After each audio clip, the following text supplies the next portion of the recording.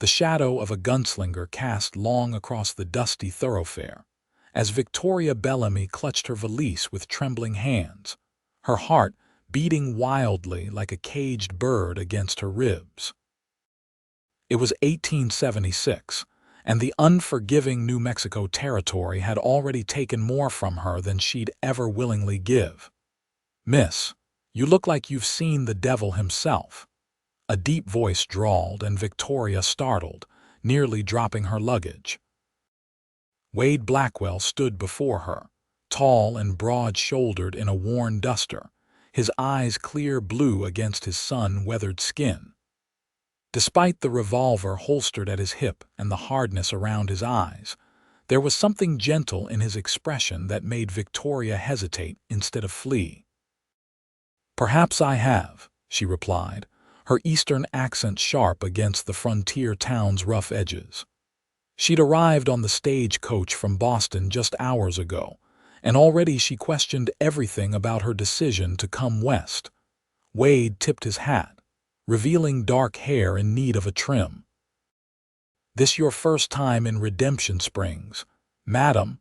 Victoria nodded, glancing nervously down the main street where saloons and storefronts battled for space alongside makeshift dwellings. "I've come to claim my uncle's property. He passed recently. Sorry for your loss." "Old man Harrison was your kin?" Wade asked, genuine surprise crossing his features. "Uncle Frederick, yes. I'm his only living relative," Victoria replied. The midday sun beat down mercilessly, and she felt perspiration gathering along her hairline beneath her fashionable but wholly impractical hat. Wade's expression shifted. "I knew your uncle well. Good man. His ranch is about 3 miles north of town. I'd be happy to escort you there if you'd like." Victoria hesitated, years of proper Boston upbringing warring with the practical reality of her situation. She had nowhere else to go, and this stranger seemed to know her uncle. "That would be most appreciated, Mr. Blackwell, Wade Blackwell. Most folks just call me Wade." He reached for her valise. "Allow me." Victoria relinquished her grip on the bag, noticing for the first time the calluses on his hand as their fingers briefly touched. This was a man who worked with his hands, who lived in this harsh landscape rather than merely passing through it. "I've arranged for transportation," Wade continued, nodding toward a wagon hitched nearby. "I was headed out that direction anyway." As they walked toward the wagon, Victoria felt eyes on her from every direction. Her traveling suit, though dusty from the journey, clearly marked her as an outsider with its Eastern styling and fine fabric. "Don't mind the stares," Wade said quietly. "We don't get many new faces in Redemption Springs, especially not." He trailed off. "Especially not unmarried women from the East," Victoria supplied with a wry smile. Wade's laugh was unexpected, a rich sound that softened his weathered features. "Exactly that, Miss Harrison. Bellamy," she corrected. "Victoria Bellamy. My mother was Uncle Frederick's sister." "Miss Bellamy, then," he amended, helping her onto the wagon seat with a strong, steady hand. As they left town, the landscape opened around them, vast and beautiful in ways Victoria had never imagined. Rolling hills gave way to distant mountains, and the sky stretched endlessly above them, impossibly blue. "It's beautiful," she breathed, forgetting herself for a moment. Wade glanced at her, something warming in his gaze. "Takes some getting used to. All this open space can make a person feel mighty small." "Or free," Victoria countered, surprising herself with the truth of it. The journey to her uncle's ranch passed quickly as Wade pointed out landmarks and shared bits of local knowledge. Victoria found herself relaxing despite the circumstances that had brought her west.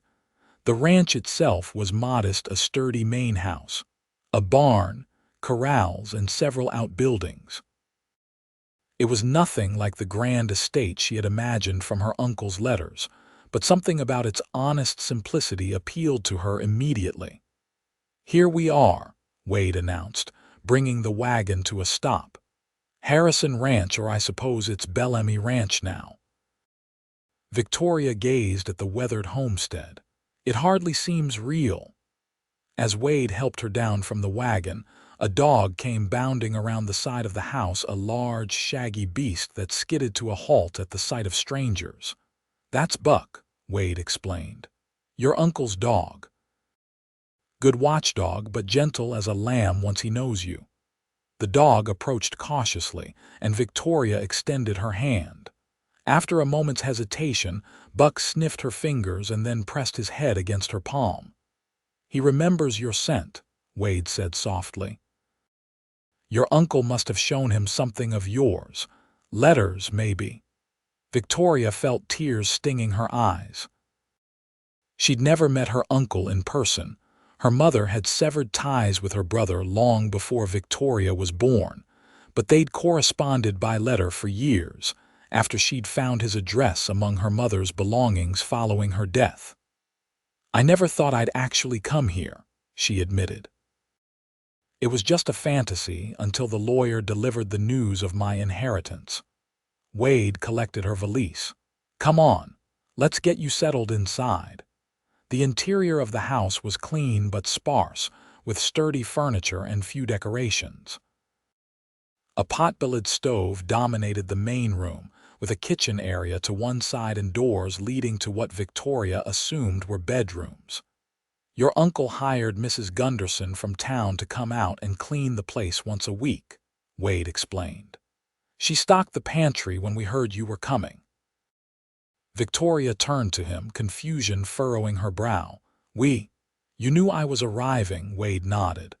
"I helped your uncle with the ranch. He couldn't manage it all alone these past few years. When he passed, the lawyer contacted me about your pending arrival." "I see," Victoria said slowly. "So you work here." "I did.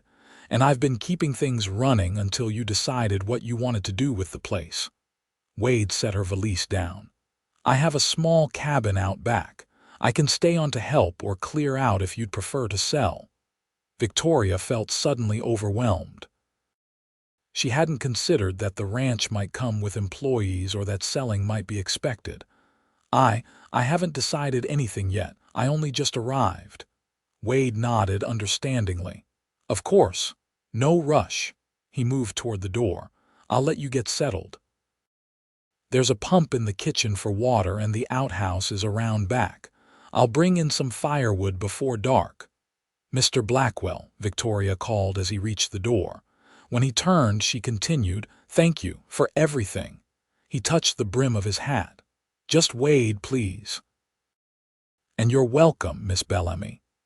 After he left, Victoria sank into a chair at the kitchen table, the reality of her situation finally settling over her.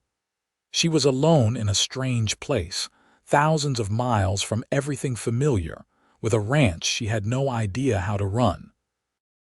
Outside, she could hear Wade speaking to the horses as he unhitched them, his deep voice a reassuring presence in this wilderness. Whatever happened next, at least she wasn't completely alone. The first week at Harrison Ranch passed in a blur of discoveries and adjustments for Victoria. Each morning, she woke before dawn to the sounds of Wade already at work feeding animals, mending fences, and tending to the small herd of cattle that comprised the ranch's main income. She tried to help, donning her least fine dress and following him out to the barn on her third day. Wade had looked startled to see her up so early, but he'd patiently shown her how to milk the cow and collect eggs from the henhouse. By the end of that first lesson, Victoria's hands were blistered, her back ached, and her hair had escaped its pins entirely. But she felt a strange sense of accomplishment that no Boston parlor trick had ever provided. "You're a quick study," Wade had commented, amusement dancing in his eyes as she triumphantly presented him with a pail of milk. "Don't mock me, Mr. Blackwell," she'd retorted, though a smile tugged at her lips. "I may be inexperienced, but I'm perfectly capable of learning." Now, a week into her new life, Victoria sat on the porch watching the sunset paint the landscape in golds and reds. Buck lay at her feet, his tail thumping occasionally against the wooden planks. Wade approached from the barn, removing his hat as he climbed the steps. "Evening, Miss Bellamy. Thought you might like to know the north fence is mended, and I moved the cattle to the upper pasture." "Thank you, Wade," Victoria replied, noticing how he'd started using her name more naturally over the past days. "Please join me." She gestured to the empty chair beside her. He hesitated briefly before settling into it, stretching his long legs before him. They sat in companionable silence for a moment, watching the sun sink lower. "I've been thinking," Victoria finally said. "About the ranch." Wade glanced at her, his expression carefully neutral. "Oh. I've decided to stay, at least for now." She twisted her hands in her lap. "But I know nothing about ranching. I'd like to offer you a partnership, not just employment. My uncle clearly trusted you, and I need help." Wade studied her face for a long moment. "That's a generous offer, Miss Bellamy, but are you certain? You hardly know me." "I'm not certain of anything," Victoria admitted with a small laugh. "Except that I can't do this alone, and I don't want to sell the only connection I have left to my family." Something softened in Wade's expression. "Then I accept. But you should know, your uncle's ranch isn't the most profitable operation. It's enough to live on, but it won't provide the luxuries you might be accustomed to in Boston." Victoria gestured to her simple dress, already mended twice where she'd torn it on fence posts. "I think I'm adjusting to a different standard of living already." The corner of Wade's mouth quirked upward. "That you are. Your uncle would be proud." The mention of her uncle sobered Victoria. "I wish I'd known him better. All I have are his letters." "He kept every one of yours," Wade said. "In a box by his bed. Read them often." He paused, seeming to debate whether to continue. "He was sorry he never reconciled with your mother before she passed." Victoria swallowed against the sudden tightness in her throat. "So was she, I think. Pride is a terrible thing."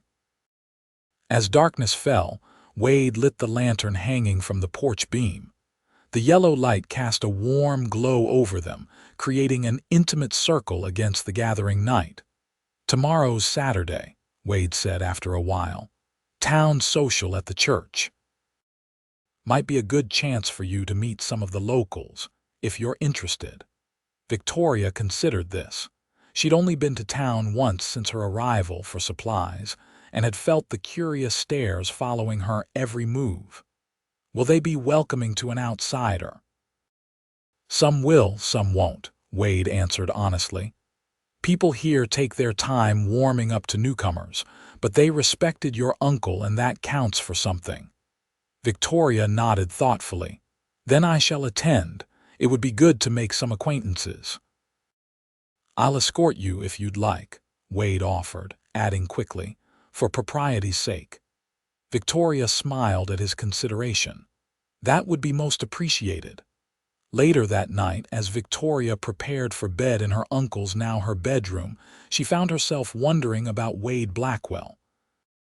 He was unlike any man she'd known in Boston, straightforward and capable, without the polished manners that often concealed duplicity among her former suitors. She recalled how her fiancé, Edmund, had broken their engagement upon learning her father's investments had failed, leaving her with little dowry to speak of. The memory no longer stung as it once had.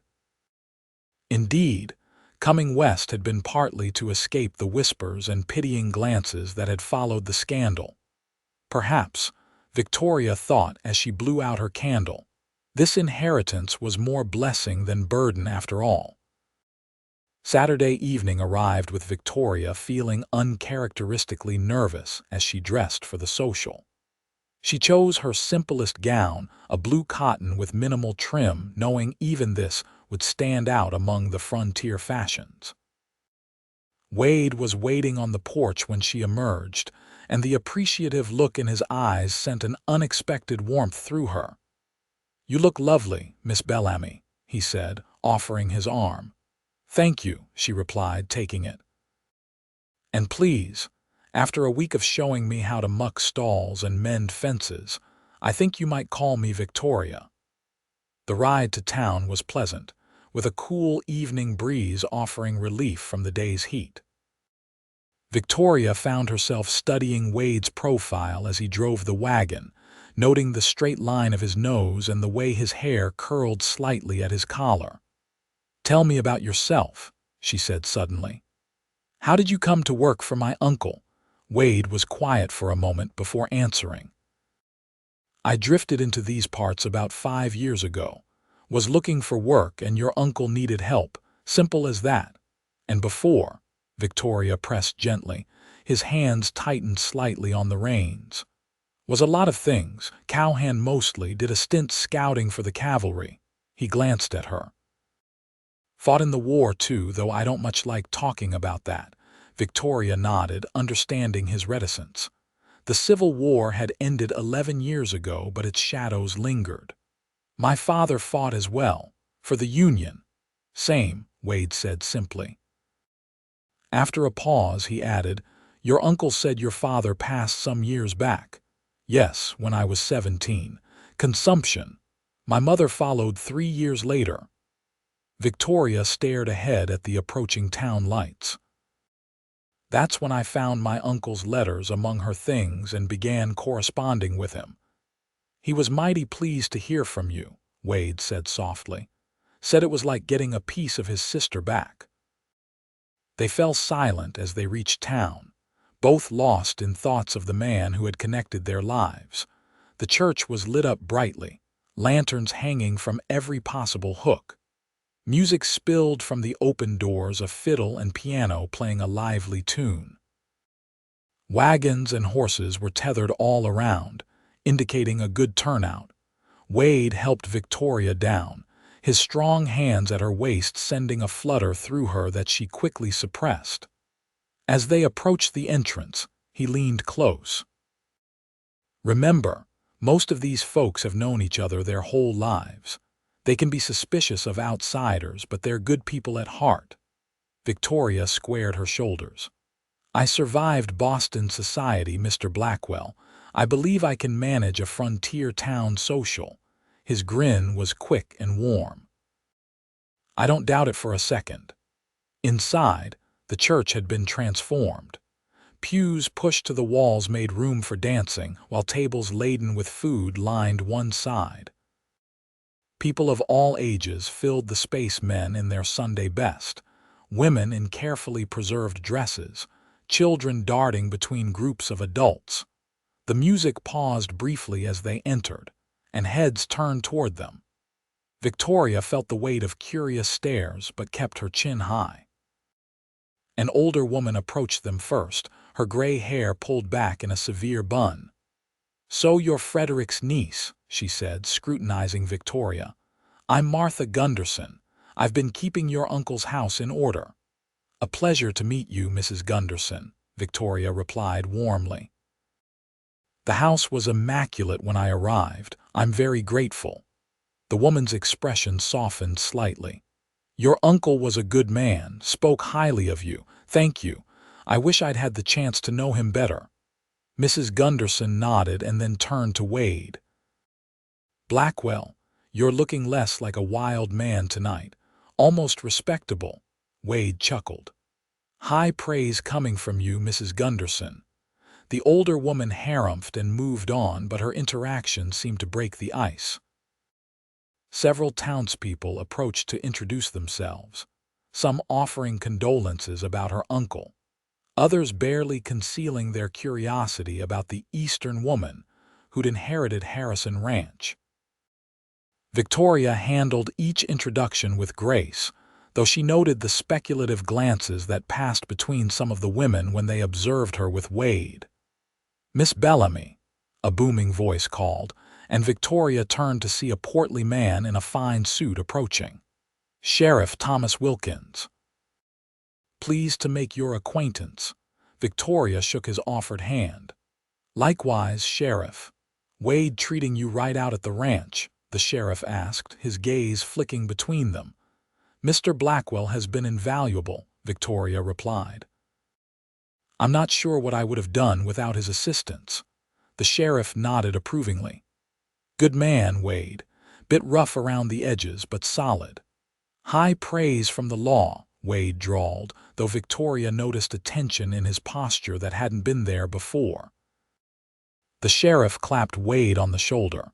"Just stating facts. You two enjoy the social now." He tipped his hat and moved away to greet others. As the evening progressed, Victoria found herself enjoying the simple pleasures of the gathering. The food was hearty and plentiful, the music lively if not technically perfect, and there was a genuine warmth to many of the interactions, once the initial wariness had faded. She was particularly charmed by the children, who approached her with direct questions about Boston and her journey west that their parents would have considered too forward. Wade remained near her side throughout the evening, occasionally introducing her to people he thought she should know: the doctor, the general store owner, the blacksmith, all of whom would be important connections for the ranch. "May I have this dance?" he asked during a pause between introductions. As the fiddle struck up a waltz, Victoria hesitated. "I'm not familiar with your Western dances." "This one's the same everywhere," Wade assured her, extending his hand. Victoria placed her gloved fingers in his, allowing him to lead her to the small dance floor where several other couples were already moving to the music. Wade's hand at her waist was respectful but firm as he guided her through the steps. He moved with surprising grace for such a tall man, and Victoria found herself relaxing into the familiar rhythm of the waltz. "You dance well, Mr. Blackwell," she observed, looking up at him. "My mother insisted all her boys learn," he replied with a hint of a smile. "Said no son of hers would be a complete savage, even on the frontier." Victoria laughed softly. "I should like to thank her for that foresight." "She'd have liked you," Wade said, a wistful note entering his voice. "Strong-minded woman, my mother, passed 5 winters ago." "I'm sorry," Victoria said sincerely. They continued dancing, and Victoria became aware of the eyes following their progress around the floor. Several young women were watching Wade with obvious interest, while their mothers whispered behind fans and gloved hands. "We're causing quite a stir," she murmured. Wade's eyes crinkled at the corners. "Good. Gives them something new to gossip about besides old Mrs. Perkins' feud with the Andersons over their wandering goats." Victoria couldn't help but laugh, and the sound drew even more attention. As the dance ended, she noticed a striking blonde woman watching them with particular intensity. "Who is that?" Victoria asked discreetly as Wade escorted her from the floor. Wade followed her gaze and stiffened slightly. "Rebecca Wilson. Owns the hotel with her father." Something in his tone made Victoria look at him more closely. "A friend of yours was," he said shortly. Before Victoria could inquire further, Rebecca herself approached. "Wade Blackwell, you're looking well," she said, her voice honey-sweet but her eyes sharp. She turned to Victoria with a practiced smile. "And you must be Miss Bellamy. Everyone's talking about Frederick's niece from back east." "Miss Wilson," Victoria acknowledged with a polite nod. "I'm pleased to meet you." Rebecca's gaze lingered on the way Victoria's hand rested on Wade's arm. "How are you finding our little town? Must be quite a change from Boston society." "Different, certainly," Victoria replied evenly, "but refreshing in its honesty." Rebecca's smile tightened. "How diplomatic of you. Wade, I'm surprised to see you at a social event. You usually avoid them like the plague." Wade shifted uncomfortably. "Thought Miss Bellamy should meet the townspeople." "How considerate," Rebecca remarked, a barb hidden in the compliment. "And here I thought you'd sworn off escorting ladies after hour. Misunderstanding." Victoria felt Wade tense beside her. "That was a long time ago, Rebecca." An awkward silence fell, broken only when a young man approached to claim Rebecca for the next dance. She departed with a final meaningful look at Wade. "I sense there's a story there," Victoria said quietly as they moved toward the refreshment table Wade sighed. "Not much of one. We courted briefly about 2 years ago. It didn't work out." Victoria suspected there was more to it but didn't press. The evening continued pleasantly enough, though she noticed Wade seemed more withdrawn after Rebecca's appearance. As they were preparing to leave, Sheriff Wilkins approached them again, his expression more serious than earlier. "Word of warning before you head back to the ranch," he said in a low voice. "Had reports of the Delaney gang operating in the area. Cattle rustlers, mostly, but they've been known to hit isolated homesteads, too." Wade frowned. "Thought they were working up in Colorado territory." "Were," the sheriff confirmed. "Seems they've moved south. Just keep your eyes open, especially with a lady at the ranch now." "We will," Wade assured him. "Thanks for the warning." The ride back to the ranch was quieter than their journey into town, both of them processing the evening's events.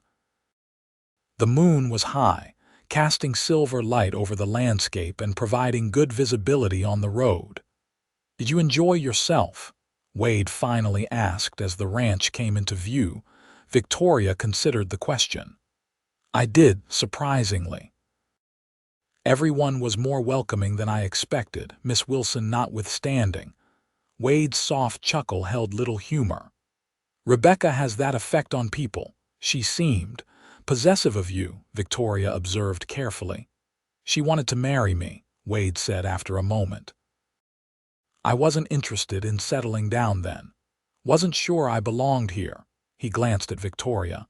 "She didn't take it well when I ended things." "I see," Victoria said, though she sensed there was more to the story than he was sharing. They reached the ranch, and Wade helped her down from the wagon. As they walked toward the house, Victoria suddenly stopped, gripping Wade's arm.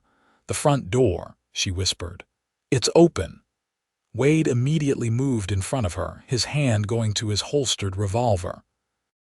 "Stay behind me," he instructed, his voice low and serious. They approached cautiously. Buck should have greeted them. The dog always barked when they returned, but there was no sign of him. "Buck," Wade called softly. A whine came from inside the house, followed by a thumping sound. Wade pushed the door open wider, gun drawn while Victoria held her breath. The main room was in disarray, drawers pulled out, contents scattered, her uncle's desk overturned. Buck was tied to the leg of the heavy kitchen table, a strip of fabric bound around his muzzle. The dog whimpered when he saw them, struggling against his bonds. "Someone's been searching for something," Wade said grimly, holstering his weapon to untie Buck. The dog immediately began licking his hands, whining anxiously. Victoria surveyed the chaos, her heart pounding. "Do you think they're still here?" "No," Wade said, moving quickly through the house to check the bedrooms. "They're gone, but they made a mess." Victoria followed him to her bedroom, gasping at the sight.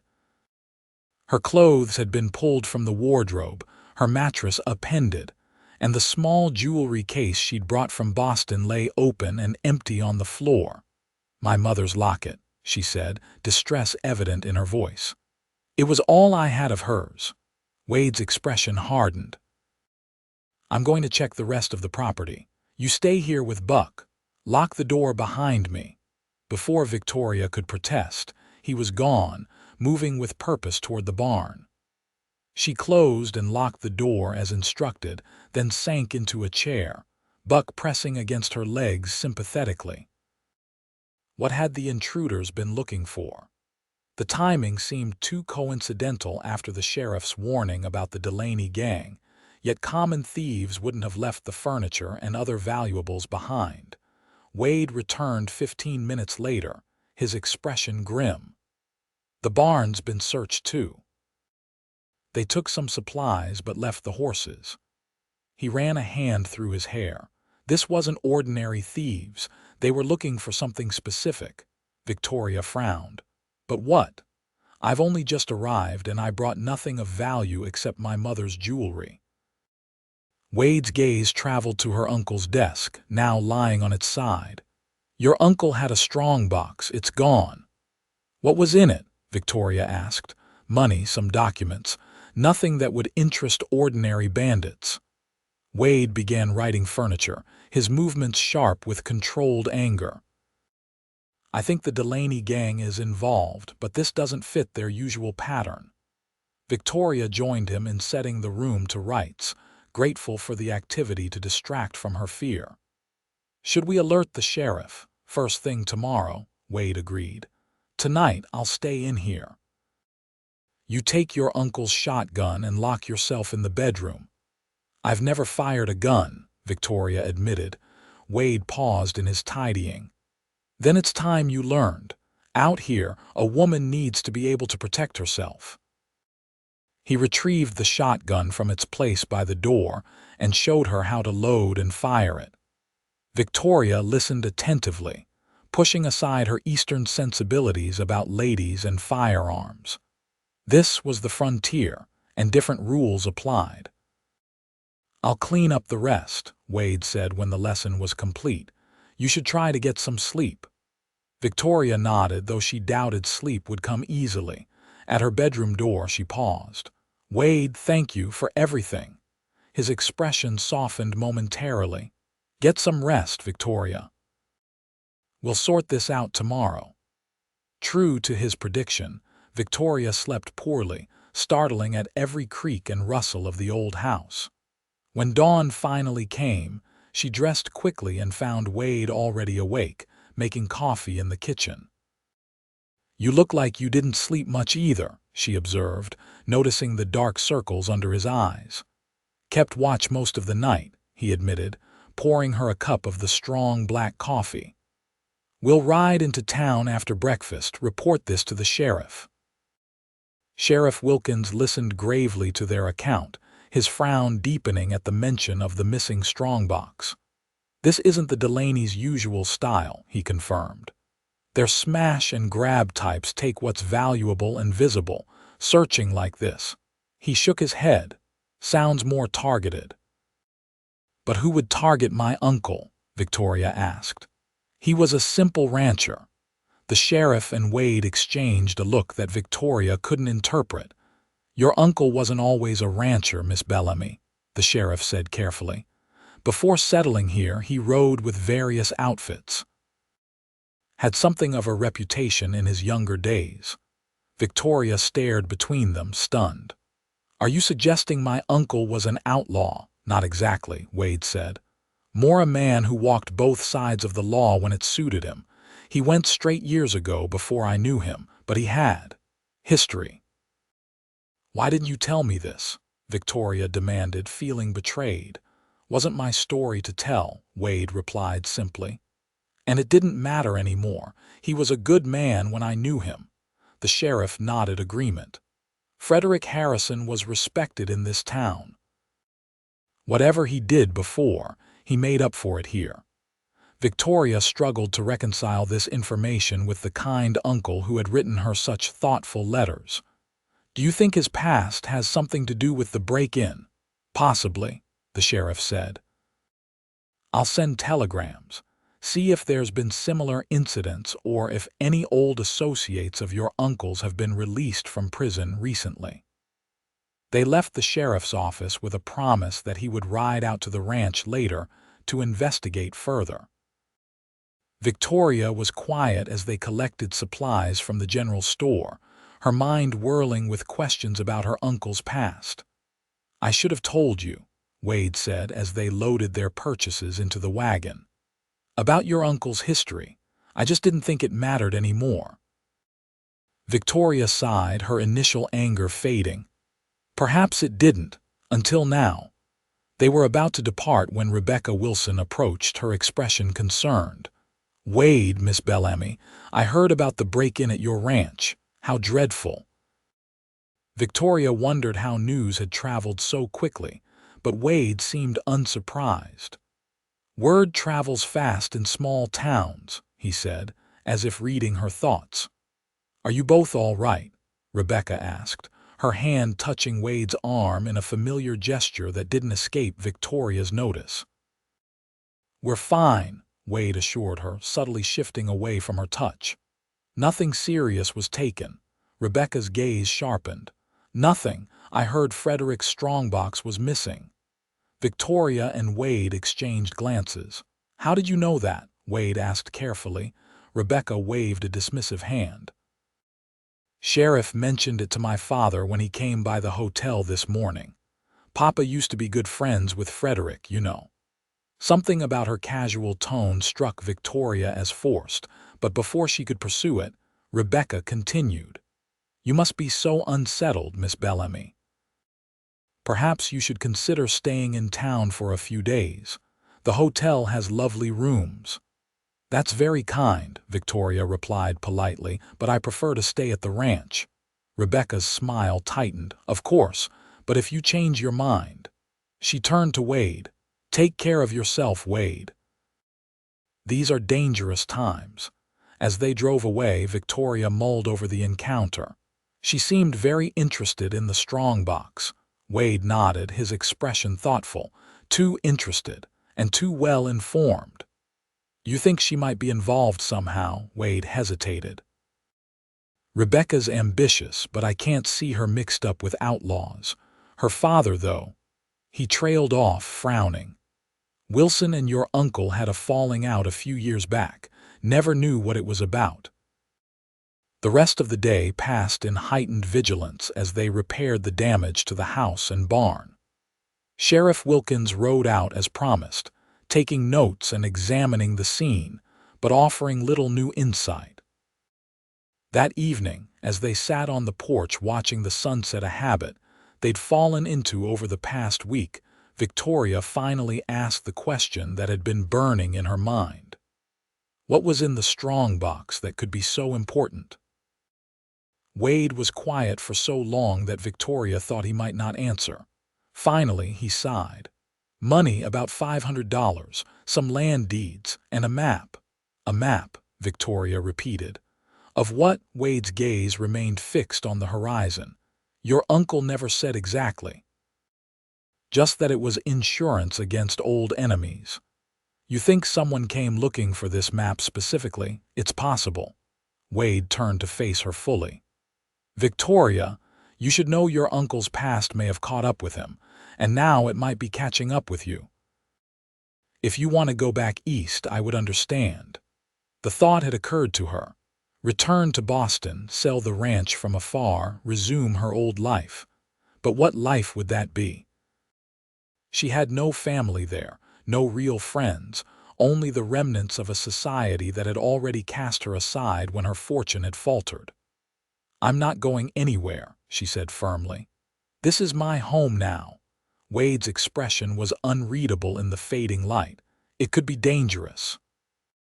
"Then we'll face that danger together," Victoria replied, surprising herself with her resolve. "Unless you're planning to leave," Wade shook his head. "I made a promise to your uncle to look after this place, and now I've made one to you."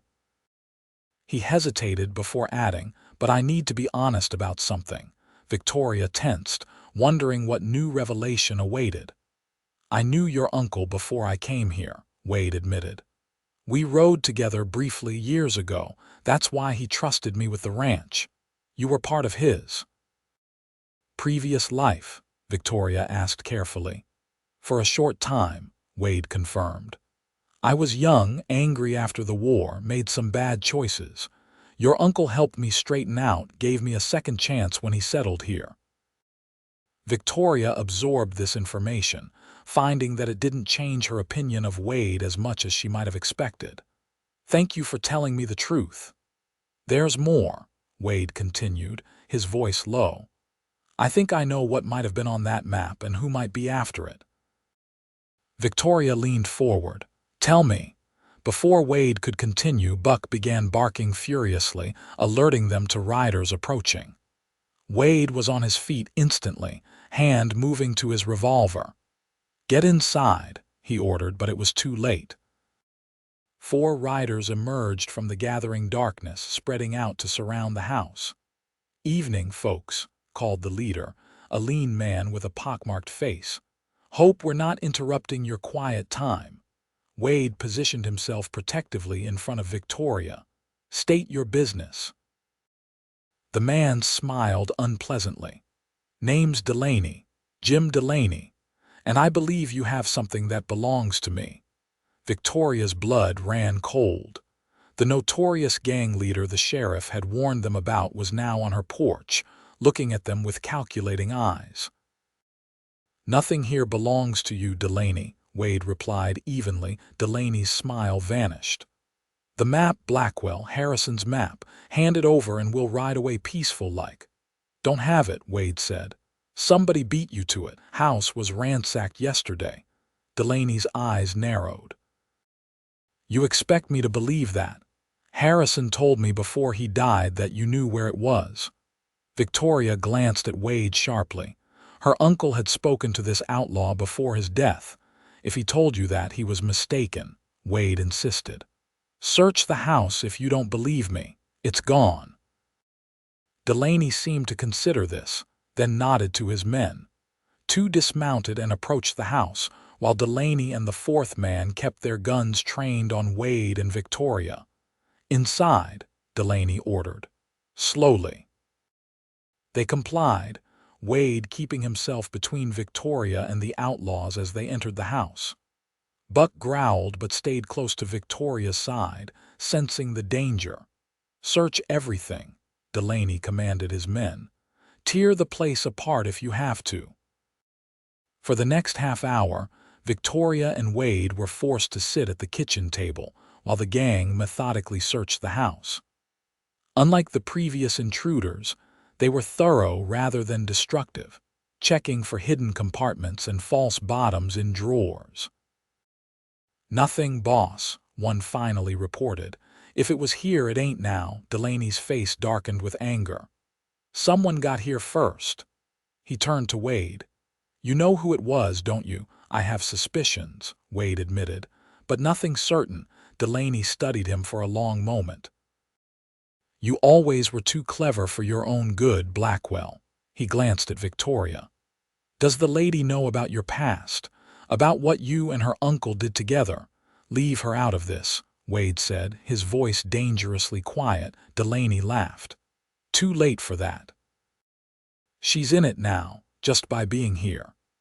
He approached Victoria, ignoring Wade's tensed posture. "Did you know, Miss Bellamy, that your uncle and your friend here once robbed a bank together, made off with $20,000 in gold?" Victoria kept her expression neutral, though her heart was racing. "My uncle's past doesn't concern me, nor does Mr. Blackwell's." "It should," Delaney said softly, "because that gold was never recovered, and the map that was in your uncle's strongbox, it shows where it's hidden." The revelation hung in the air between them. Victoria looked to Wade, who didn't deny the outlaw's claim. "That gold doesn't belong to you either, Delaney," Wade said. "It was blood money even then." "Maybe so," Delaney agreed, "but I'm the one Harrison owed and I aim to collect." He straightened, making a decision. "Since the map isn't here, you're going to help us find who took it, both of you." "And why would we do that?" Victoria asked, finding her voice. Delaney's smile was cold. "Because if you don't, we'll burn this ranch to the ground with you in it." Wade's hand inched toward his holster, but Delaney noticed the movement. "Don't try it, Blackwell. You're good, but not that good." For a tense moment, Victoria thought Wade might attempt it anyway. Instead, he exhaled slowly. "What exactly do you want from us?" "Information," Delaney replied. "You have until tomorrow night to find out who took that map and where it is now. We'll be watching the ranch, so don't think about running or fetching the sheriff." "And if we get this information," Victoria pressed. "What then?" "Then we take the map, find the gold, and leave you both in peace." Delaney's gaze swept over the modest ranch house. "You can go back to playing farmer and lady of the manor." Wade's jaw tightened at the insult, but he remained silent. "Tomorrow night," Delaney repeated, backing toward the door. "Don't disappoint me." After the outlaws departed, Victoria released a shaky breath she hadn't realized she was holding. "Are they truly gone?" Wade moved to the window, peering cautiously outside. "They've ridden off, but they'll keep someone watching the place, like he said." Victoria sank into a chair, her legs suddenly weak. "That gold, is it real? Did you and my uncle really rob a bank?" Wade turned to face her, his expression grave.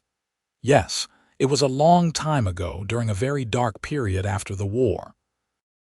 Your uncle and I were part of a gang, not Delaney's, another outfit. The job went bad, people died. And the gold," Victoria pressed.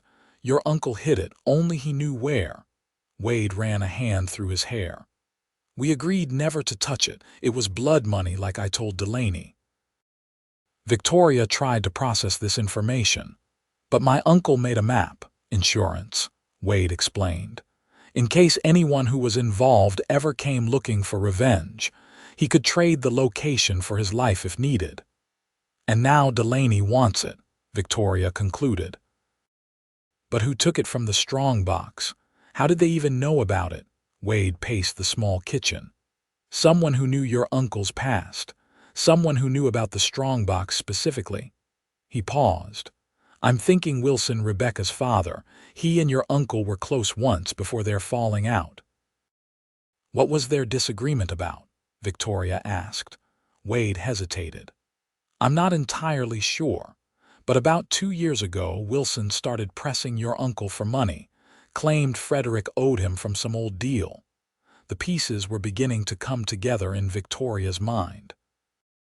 "And you think Wilson might have sent someone to steal the map once he heard I'd inherited? Perhaps hoping to find the gold before anyone realized the map was missing." "It's possible," Wade agreed. "Wilson owns the hotel, but he's always complaining about money troubles.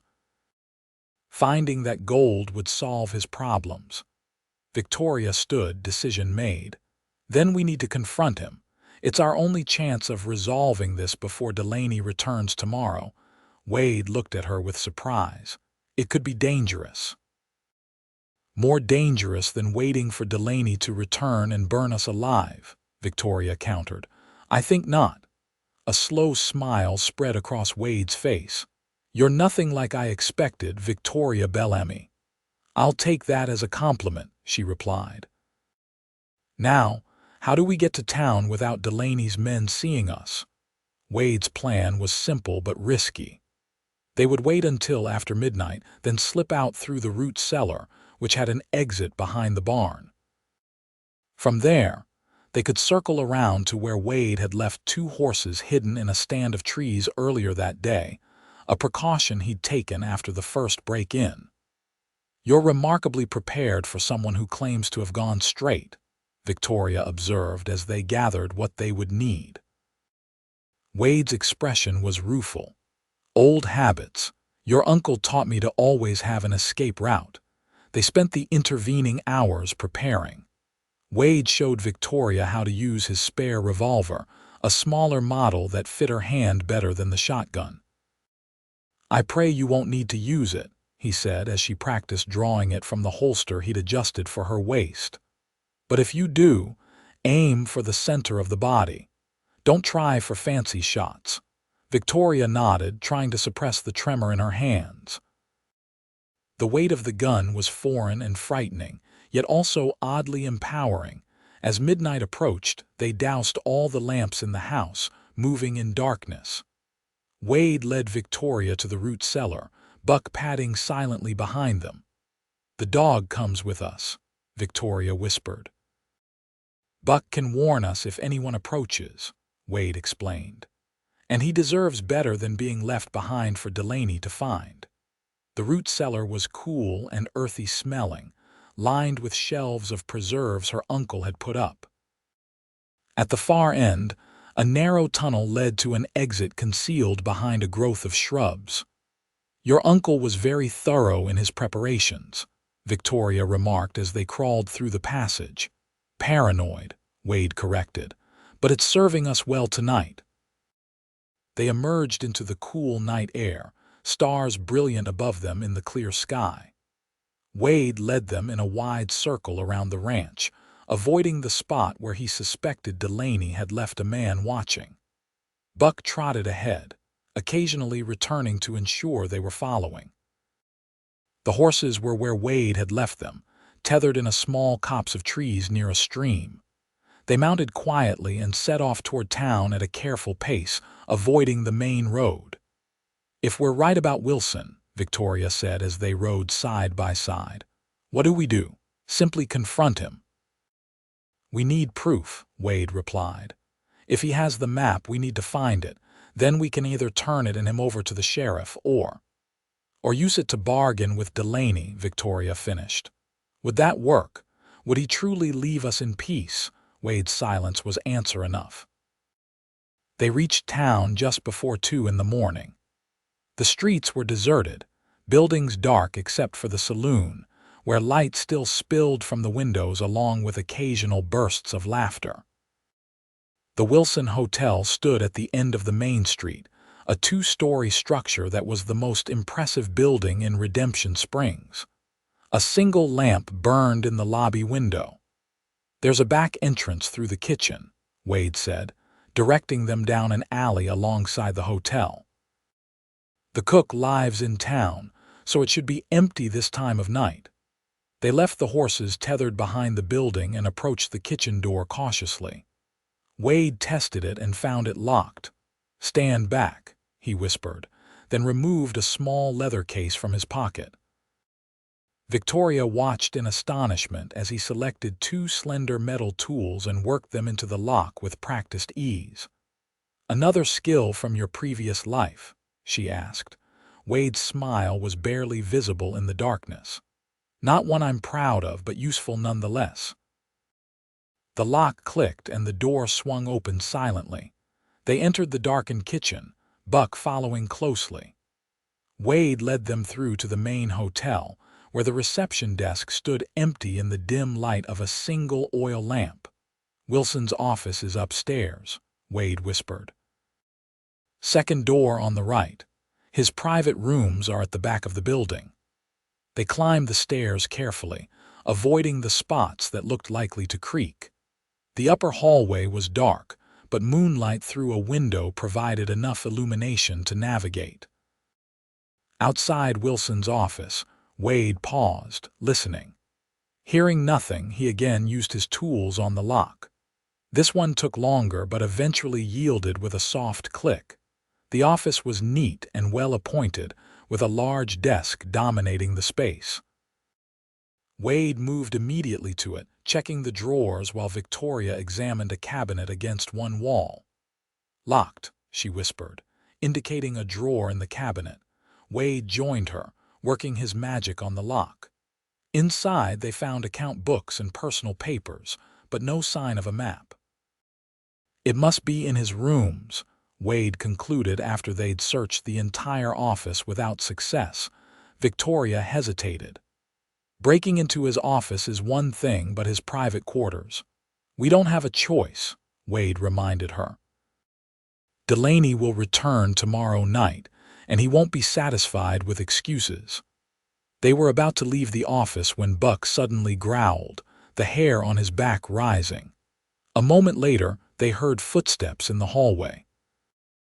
Wade extinguished the small lamp they'd lit and pulled Victoria behind the desk, signaling for Buck to be quiet. The dog obeyed, though he remained tense, eyes fixed on the door. The footsteps paused outside and then the door handle turned. Victoria held her breath as the door opened, revealing Wilson himself, wearing a dressing gown and holding a lamp. "Hello," he called softly. "Is someone there?" Wade squeezed Victoria's hand in warning, but it was too late. Buck, protective instincts overriding his training, growled again. Wilson raised his lamp, the light falling on them crouched behind his desk. "What the Blackwell and Miss Bellamy?" His surprise quickly transformed to anger. "What is the meaning of this?" Wade stood slowly, keeping Victoria behind him. "Evening, Wilson. Sorry to disturb your rest." Wilson's face flushed with indignation. "Breaking and entering is a serious crime. I'm calling the sheriff." "I wouldn't," Wade advised calmly. "Not until we've had a chance to discuss Frederick Harrison's map." Wilson froze, his expression confirming their suspicions. "I don't know what you're talking about." "I think you do," Victoria said, stepping out from behind Wade. "The map that was stolen from my uncle's strongbox, the one that shows the location of the gold." Wilson's gaze darted between them. "This is absurd. I had nothing to do with any break-in."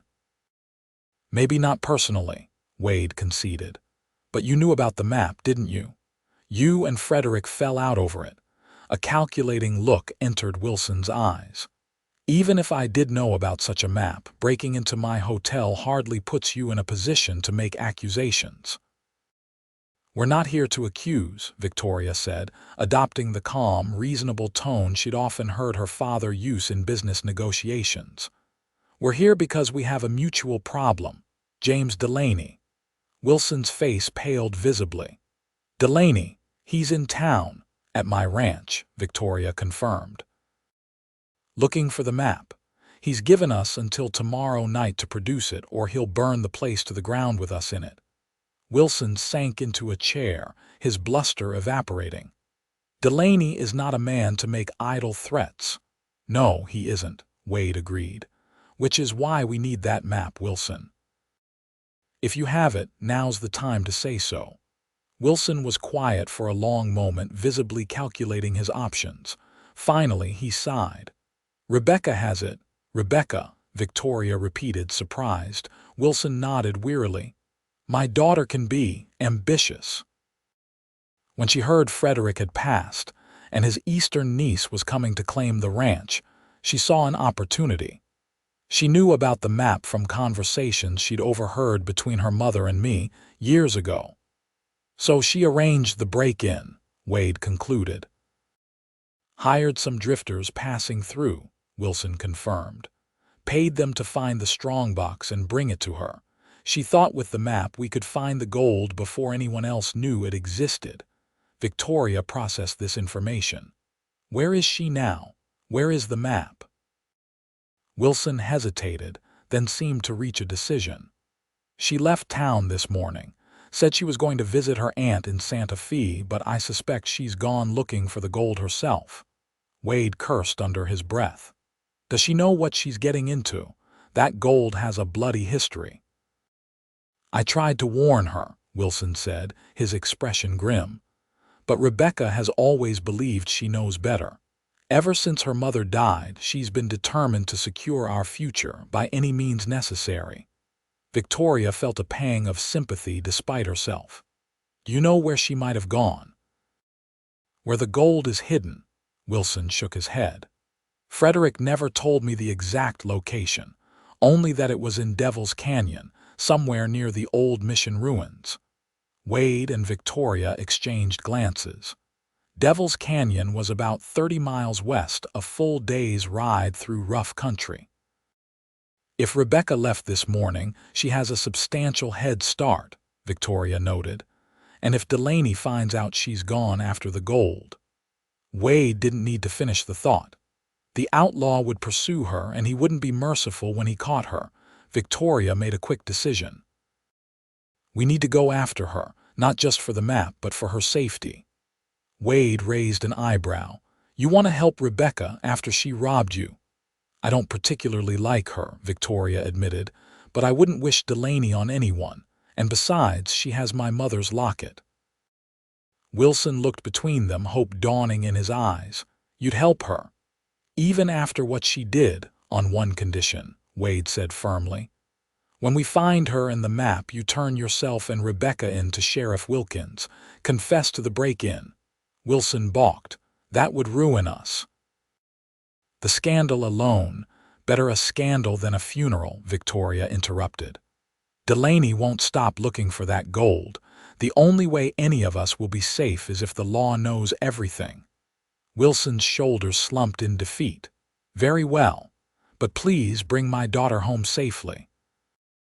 They left the hotel with directions to Devil's Canyon and Wilson's promise not to alert anyone to their plan. As they rode out of town, the eastern sky was just beginning to lighten with the first hints of dawn. "We have a long ride ahead," Wade commented, glancing at Victoria. "Are you certain about this?" Victoria adjusted her hat, determination hardening her resolve. "Rebecca may have stolen from me, but she doesn't deserve to face Delaney alone, and it's the only way to resolve this situation." Wade studied her with newfound respect. "You continue to surprise me, Victoria Bellamy." "A lady should maintain some mystery, Mr. Blackwell," she replied with a small smile. Then, more seriously, "Do you think we can catch up to her before Delaney realizes we're gone? If we ride hard and Rebecca stopped to rest, maybe," Wade said. "But we'll need to be careful. Devil's Canyon has a reputation for a reasoned treacherous terrain, limited water, and it's been known to harbor outlaws and renegades." They rode steadily as the sun rose, Buck trotting alongside them. The landscape became increasingly rugged, with scrubby vegetation giving way to rocky outcroppings and steep ravines. By midday, they had covered significant ground, but the heat was becoming oppressive. They stopped briefly at a small stream to rest the horses and drink, while Wade scanned their surroundings with a practiced eye. "We're being followed," he said quietly, passing Victoria his canteen. Her head snapped up. "Delaney, can't be sure from this distance, but someone's on our trail." Wade checked his revolver. "We should keep moving.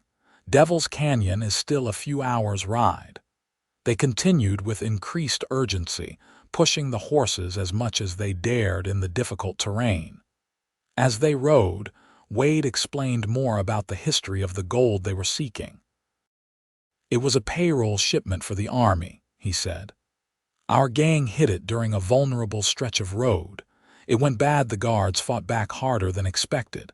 3 men died, 2 of them soldiers barely old enough to shave."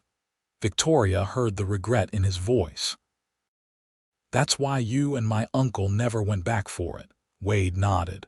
"Frederick was already thinking about going straight. After that job, he decided it was time. He bought the ranch with his previous savings and offered me a place there, a chance to start over. And the others in your gang?"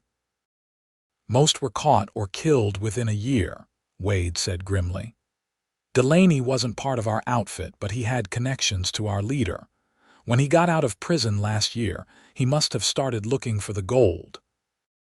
By mid-afternoon, the mouth of Devil's Canyon loomed before them, a jagged gash in the earth flanked by towering red rock walls. A narrow trail wound into its depths, barely wide enough for a horse.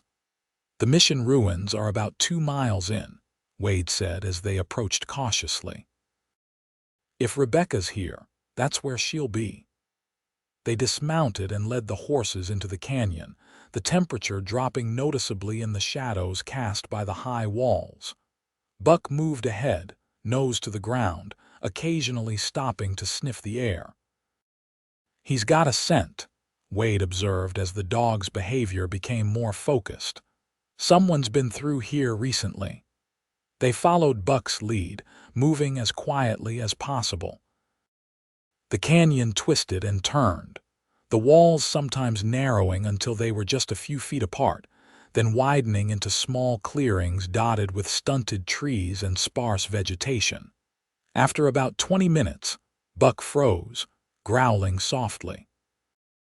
Wade signaled for Victoria to stop, drawing his revolver as he moved forward to peer around a bend in the canyon. "It's Rebecca," he confirmed in a whisper when he returned. "She's at the ruins and she's not alone." Victoria's heart sank. "Delaney?" "No," Wade said. "Looks like hired help, 2 rough-looking men. Probably the same ones who broke into the ranch." They tethered their horses and crept forward on foot, using the rocky terrain for cover. As they drew closer, They could see the ruins of the old Spanish mission, crumbling adobe walls, and the remains of a bell tower, nestled in a wider section of the canyon. Rebecca stood in what had once been the mission courtyard, consulting a piece of paper that had to be the map. The two men with her were digging near the base of the bell tower, their shirts soaked with sweat despite the canyon's relative coolness. "We need to approach carefully," Wade murmured. "Those men look like the type to shoot first and ask questions later." Victoria nodded, though her attention was caught by something glinting at Rebecca's throat. "That's my mother's locket she's wearing," she said, indignation rising. Before Wade could respond, Buck suddenly stiffened, a low growl emanating from his throat. A heartbeat later, the sound of falling rocks came from behind them. Well, drawled a familiar voice. "Fancy meeting you folks here." They turned to find Jim Delaney and two of his men blocking the path they just traversed, guns drawn. "Figured you might lead us straight to the prize," Delaney said with a cold smile. "Saved us the trouble of tracking the map ourselves." In the courtyard, Rebecca and her companions had heard the commotion and were now staring in their direction, frozen in shock. "Lower your weapon, Blackwell," Delaney ordered. "Unless you want the lady to catch a bullet." Wade reluctantly complied, placing his revolver on the ground. Victoria kept her hands visible, though the weight of Wade's spare revolver pressed against her hip beneath her jacket. "Now," Delaney continued, "let's all go have a friendly chat with the other treasure hunters, shall we?" They were marched into the courtyard at gunpoint. Rebecca's face drained of color when she recognized them, her hand instinctively rising to touch the locket at her throat. "Wade, Miss Bellamy." Her gaze darted to Delaney. "What is this?" "Change of plans, Miss Wilson," Delaney announced. "Your private treasure hunt just became a group expedition." The two men who had been digging straightened, hands moving toward their weapons, but Delaney's men were faster, training their guns on the newcomers. "I wouldn't," Delaney advised. "My boys are mighty quick on the trigger." A tense standoff ensued, with Rebecca and her hired men on one side, Delaney's gang on the other, and Wade and Victoria caught in the middle. "The map, Miss Wilson," Delaney demanded, extending his hand. "Hand it over nice and easy." Rebecca clutched the paper tighter. "I don't know who you are, but this is private property." Delaney laughed humorlessly. "Private property, that's rich. That map and what it leads to belong to Frederick Harrison, and before that it belonged to me and my associates." Understanding dawned in Rebecca's eyes. "You're Delaney." "My reputation precedes me," the outlaw said with mock courtesy. "Now the map, if you please. My patience is wearing thin." Victoria saw Rebecca's gaze dart around the courtyard, clearly looking for an escape route. There was none. "Rebecca," Victoria said quietly, "give him the map." "It's not worth dying for. Listen to her," Wade added. "Delaney won't hesitate to kill us all." Rebecca hesitated, then slowly extended the map toward Delaney. As the outlaw reached for it, Buck suddenly erupted into furious barking, startling everyone. In the moment of confusion, Wade moved with lightning speed, dropping to retrieve his revolver from where it had been kicked aside.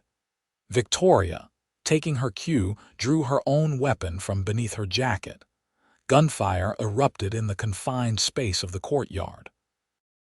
Rebecca's hired men dove for cover, while Delaney and his gang scattered, seeking protection behind the crumbling walls.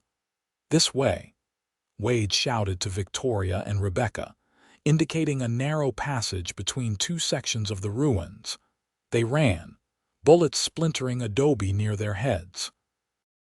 Buck stayed with them, his barking adding to the chaos. They emerged on the other side of the ruins to find Rebecca's men already there, having circled around. "Put down your guns," one of them demanded, his own weapon leveled at Wade. "We don't have time for this," Wade snapped. "Delaney will kill all of us for that map and the gold." A bullet struck the wall near them, sending fragments of adobe flying. One of Rebecca's men cursed as a shard cut his cheek. "He's right," Rebecca said, her earlier bravado giving way to fear. "We need to work together." The men lowered their weapons reluctantly. Wade quickly assessed their situation. "There's a narrow side canyon about 50 yards ahead. If we can reach it, we might be able to circle back to our horses." They moved as a group, keeping low and using the ruins for cover. Delaney's voice echoed behind them, ordering his men to find them. "The map," Victoria said to Rebecca as they ran. "Do you still have it?" Rebecca nodded breathlessly, patting her pocket. They reached the side canyon barely more than a crevice in the rock and squeezed through one by one. The passage was tight but navigable, winding between towering walls of striated red stone. "This might actually lead us to the gold," Rebecca gasped as they hurried along. "The map shows a hidden entrance to the canyon, near the mission." "Forget the gold," Wade said sharply. "We need to focus on getting out of here alive." The side canyon eventually opened into a broader space, a hidden valley of sorts, with sparse vegetation and a small spring bubbling from the rocks. To their astonishment, the remains of a camp were visible. Old fire pits, rusted tin cans, and the weathered remnants of a lean-to. "This is it," Wade breathed, looking around with recognition. "This is where we hid the gold after the robbery." Victoria stared at him. "You remember?" "I didn't know exactly where," Wade explained. "Frederick never showed us on a map. He blindfolded us and let us in, but I recognize this place." Rebecca pulled out the map, her hands trembling slightly. "According to this, the gold should be buried beneath a rock shaped like an eagle's head." They all scanned the valley, and Wade pointed to a formation at the far end. There. It did indeed resemble an eagle, its stony beak protruding over what appeared to be a natural platform. Before they could move toward it, the sound of loose rocks clattering down the passage they'd just traversed alerted them to pursuit. Delaney and his men were following their trail. "No time," Wade decided. "Rebecca, give Victoria the locket you took. Then you and your men head for that passage on the other side of the valley. It should lead back to the main canyon. We'll create a diversion." Rebecca hesitated only briefly before removing the locket from around her neck and pressing it into Victoria's palm. "I'm sorry," she said softly. "I never meant for anyone to get hurt." Victoria closed her fingers around the precious memento. "Go, quickly." As Rebecca and her men disappeared into the indicated passage, Wade turned to Victoria. "We need to separate. I'll lead them toward the Eagle Rock. You circle around and try to reach the horses." "I'm not leaving you," Victoria protested. Wade's expression softened. "I'm not asking you to leave permanently." He reached out, his hand gently touching her cheek. "Just long enough to get us both out of here alive." The intimacy of the gesture surprised Victoria, but there was no time to dwell on it. Buck barked a warning as voices echoed from the passage. "Go," Wade urged. "Take Buck with you." Victoria nodded reluctantly. "Be careful." "Always am," Wade replied with a ghost of a smile. Victoria slipped away with Buck just as Delaney and his men emerged into the valley. She crouched behind a large boulder, watching as Wade deliberately made himself visible, then ran toward the Eagle Rock formation.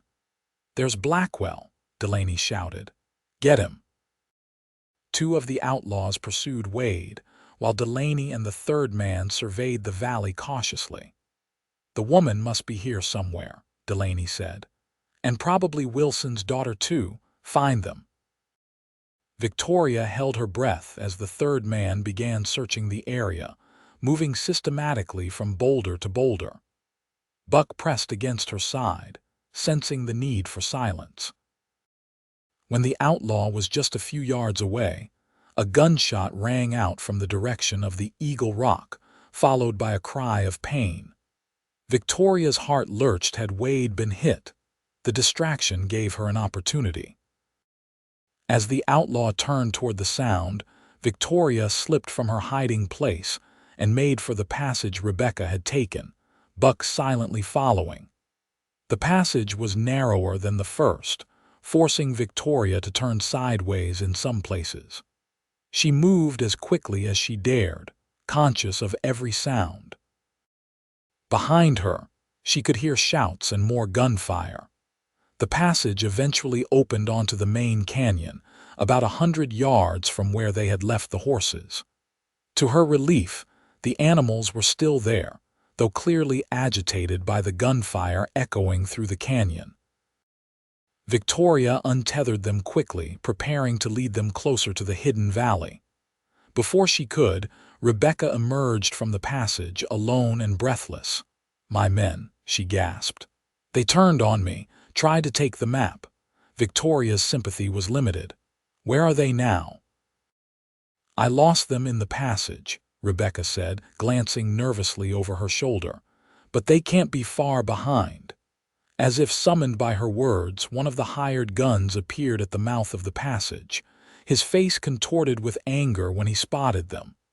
"The map, Rebecca," he shouted. "Hand it over." Rebecca backed away, clutching her pocket protectively.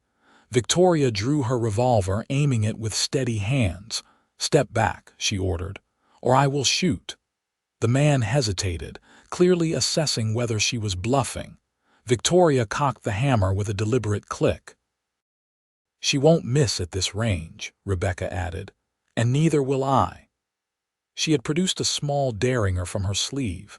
The standoff was broken by more gunfire from within the canyon, followed by shouts. The hired gun glanced toward the sound, then back at the women. "This isn't over," he threatened, before disappearing back into the passage. "We need to help Wade," Victoria said, handing Rebecca the reins to one of the horses. "Can you ride?" "Since childhood," Rebecca confirmed, mounting quickly despite her skirts. They rode toward the sounds of conflict, rounding a bend to find Wade pinned down behind a boulder, exchanging fire with Delaney and one of his men. The other outlaws were nowhere to be seen, either retreated or down. Victoria didn't hesitate. She raised her revolver and fired at Delaney's position, the shot going wide but forcing the outlaws to duck for cover. Wade seized the opportunity to make a dash for the horses, bullets kicking up dust at his heels. Victoria's heart pounded as she watched him running, vulnerable in the open space. Then he was there, swinging up behind her on the horse. "Go!" he shouted, one arm circling her waist for balance. They galloped down the canyon, Rebecca alongside them, Buck running at full stretch to keep pace. Behind them, Delaney's curses echoed off the canyon walls. "The map?" Wade asked as they rode. Rebecca patted her pocket. "Still have it." "And the gold stays where it is," Wade said firmly. "Too much blood has been spilled over it already." They didn't slow until they were well clear of the canyon, the terrain opening up around them. Only then did Victoria notice the dark stain spreading on Wade's sleeve. "You're hurt," she exclaimed. "Just a graze," Wade assured her, though his face was pale beneath his tan. "I've had worse." They stopped long enough for Victoria to bind the wound with strips torn from her petticoat. The bullet had indeed just grazed his upper arm, but the wound was deep enough to concern her. "We need to get you to a doctor," she insisted. Wade shook his head. "First, we need to deal with the map. As long as it exists, Delaney won't stop coming after it." Rebecca had been unusually quiet, watching them with a thoughtful expression. Now she withdrew the map from her pocket and held it out. "Here," she said simply. "I never should have taken it." Wade accepted it with his good hand. "What made you change your mind?" Rebecca glanced away. "Seeing what Delaney was willing to do for it, seeing what I was becoming." She touched the empty space at her throat where Victoria's locket had hung. "Some things aren't worth the cost." Wade nodded, then without ceremony tore the map into tiny pieces and scattered them to the wind. "There," he said, "the secret dies with us." They rode through the night, taking turns on the horses to avoid exhausting them completely. By dawn, they had reached the outskirts of Redemption Springs. Sheriff Wilkins was waiting for them at the edge of town, looking grim. "Wilson confessed everything," he said without preamble. "Said you two went after his daughter." "She's safe," Victoria assured him, indicating Rebecca, who rode behind them, her head bowed with fatigue and shame. "And Delaney?" the sheriff asked. "Still out there," Wade replied. "But the map is destroyed. He has nothing to search for now." The sheriff nodded thoughtfully. "He'll likely move on then. Delaney doesn't waste time on lost causes." He looked at Rebecca. "Your father's at the jail. Seems pretty broken up about the whole thing." Rebecca's eyes filled with tears. "I need to see him." After she had gone with the sheriff, Wade and Victoria continued to the ranch in weary silence. The property appeared untouched in their absence, though they approached cautiously. Delaney could have left someone behind, Wade warned as they dismounted. But the ranch was empty, the house just as they had left it. Buck trotted inside and flopped down by the stove with a contented sigh, clearly glad to be home. Victoria helped Wade clean and rebandage his wound properly, her hands gentle as she worked. "What happens now?" she asked quietly. Wade looked at her, exhaustion evident in his face but a warmth in his eyes that made her heart beat faster. "That depends on you, I suppose." "On me. This ranch is yours," he reminded her. "You could sell it, go back east. After everything that's happened, no one would blame you." Victoria considered this as she secured the bandage. The events of the past days had been terrifying, dangerous, completely outside her experience, and yet she had never felt more alive, more certain of her place in the world. "I'm staying," she said firmly. "This is my home now." Relief flooded Wade's features. "I was hoping you'd say that." Victoria found herself moving closer to him, drawn by something she couldn't name. "What about you? Will you stay too?" Wade's good hand came up to cup her cheek, his touch gentle. "I made a promise to your uncle to look after this place, and now I find I have another reason to stay." Victoria's breath caught. "What reason is that?" "You," he said simply. "If you'll have me." The kiss that followed was tender, tentative at first, then deepening as Victoria responded with a passion that surprised them both. When they finally parted, both were breathless. "I should make some coffee," Victoria murmured. Suddenly shy, Wade smiled, keeping her close. "Coffee can wait." 3 months later, Victoria stood on the porch of her ranch house, watching the sunset paint the landscape in familiar golds and reds. So much had changed since that first evening when she'd sat in this very spot, uncertain of her future. Rebecca and her father had received leniency from the judge, largely due to Victoria declining to press charges for the theft. They had sold the hotel and moved to Denver for a fresh start. Rebecca had written once, a brief note of thanks and apology that suggested she might, in time, find her way to a better path. Delaney had indeed moved on, as the sheriff predicted. Rumors placed him in Wyoming territory now, far from Redemption Springs and the secret that had died with the destroyed map. As for the ranch, it was thriving under Victoria's determined management and Wade's experienced hand. They had increased the herd, repaired long-neglected fencing, and even hired 2 hands to help with the expanding operation. The door opened behind her and Wade stepped out, wrapping his arms around her waist.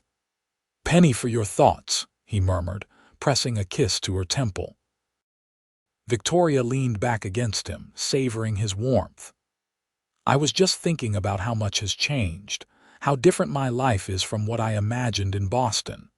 "Better or worse?" Wade asked, a hint of vulnerability in his voice. Victoria turned in his arms to face him. Infinitely better. Though I never imagined I'd fall in love with a former outlaw. Wade grinned. And I never thought I'd marry a Boston society lady. The simple gold band on Victoria's finger caught the last rays of sunlight. They had married 2 weeks ago, a small ceremony in the town church with Sheriff Wilkins giving the bride away and Mrs. Gunderson weeping discreetly into a handkerchief. "Any regrets?" Wade asked, suddenly serious.